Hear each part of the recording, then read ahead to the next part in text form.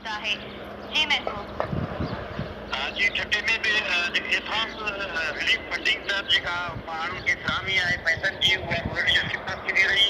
अॼु सुबुह खां ई छठे मकड़ी जे मुख़्तलिफ़ जेके मर्कज़ शुरू कया विया उन्हनि में वॾे पैमाने ते माण्हुनि जी रश आहे। ख़ासि तौर ते उहे औरतूं जेके बेनज़ीर इनकम सपोर्ट प्रोग्राम तहत जेके बेनिफिशरी हुयूं उन्हनि खे एहसास प्रोग्राम में तब्दील कयो वियो आहे। 1,30,000 जेके औरतूं आहिनि छठे ज़िले में मजमूई तौर ते जंहिं लाइ मकड़ी ते 2 सेंटर काफ़ी सेंटर्स ते अमलो अची न सघियो। छठे मकड़ी ते जेको अमलो पतो उते सुस्त रफ़्तारी में जो शिकार रहियो। ख़ासि तौर ते उन्हनि जो जेको नेटवर्क जो इशू साम्हूं ईंदो रहियो।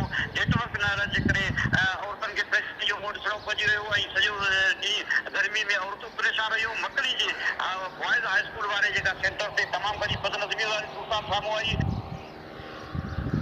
सभई औरतूं उते मौजूदु हुयूं जेके मुस्तक़ील औरत जिन जा नाला उन रिकॉर्ड में बि लिस्ट में बि मौजूदु हुयूं पर उन्हनि खे अदायगी न थी सघी छाकाणि जो उन्हनि जो नेटवर्क जो इशू साम्हूं आयो ऐं नेटवर्क उन्हनि जो बिल्कुलु न हलियो।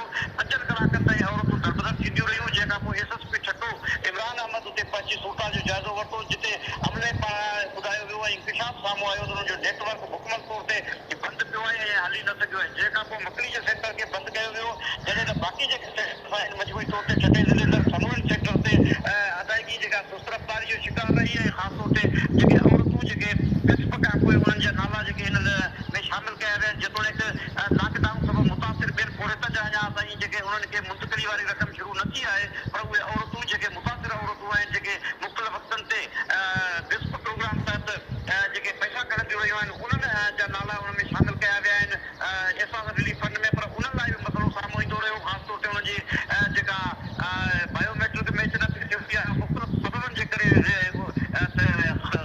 इहो जेको अमल आहे पेमेंट जी अदायगी जो इहो रोलड़े में शिकार रहियो।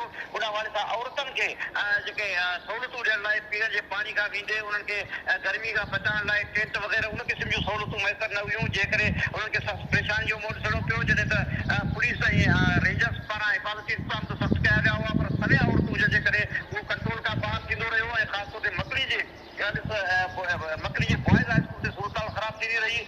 उन खां पोइ उन सेंटर खे त बंदि कयो वियो पर छठे में गर्ल्स हाई स्कूल ते बि सूरत ख़राब थी जिते वॾे अंग में जेके औरतूं आहिनि मुख़्तलिफ़ हंधनि ते शिकायतूं आयूं। जगबीर में देरि सां अमलो पहुचण जे करे सभई औरतूं परेशान रहियूं। साॻी सूरत छठे जे कोइस्तानी इलाइक़नि तोड़े पूरे ज़िले अंदरि साम्हूं ईंदी रही ऐं साहिली पट्टी समेत मुख़्तलिफ़ इलाइक़नि में माण्हुनि औरतुनि खे दरबदर थियणो पियो सॼो ॾींहुं ऐं मुश्किल सां जेको आहे 5% जेका 5 सैकड़ो औरतुनि खे अदायगी थी सघी बाक़ी सभु